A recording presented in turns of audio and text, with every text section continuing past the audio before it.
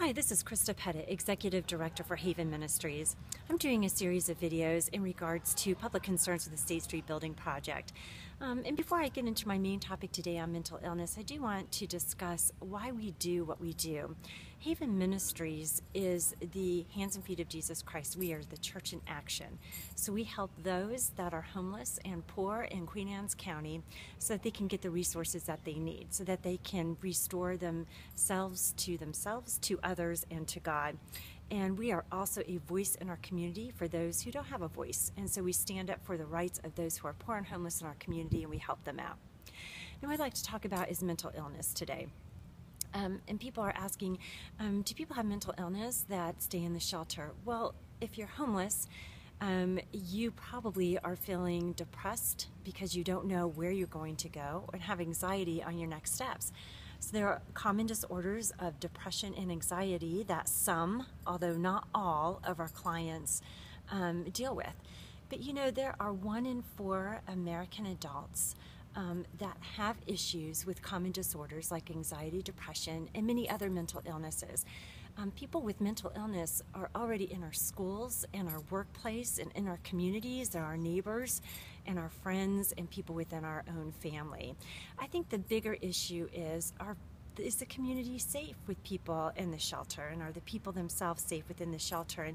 And we have so much experience, 9 years of shelter operation. And we do a lot of pre-screening, as I mentioned before. So we're able to determine if people meet our criteria and if we're able to help them. And if people are not able to stay within our shelter setting, which is a very controlled setting in a safe manner, then we would refer them to other resources. And if necessary, we would call the police in for assistance. So again, if someone needs more care than what we can provide, we would connect them with those services, because we are not a mental hospital, we are not a prison, and we are not a drug and alcohol rehabilitation program.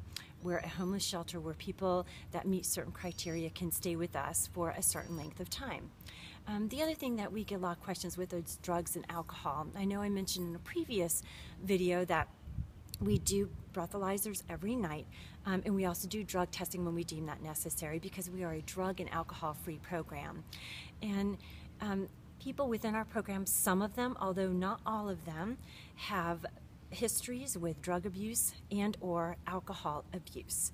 However, again, how many people do we work with? Are people in our families, in our communities, our next door neighbors that have a history of drug and or alcohol abuse, or even suffer within that?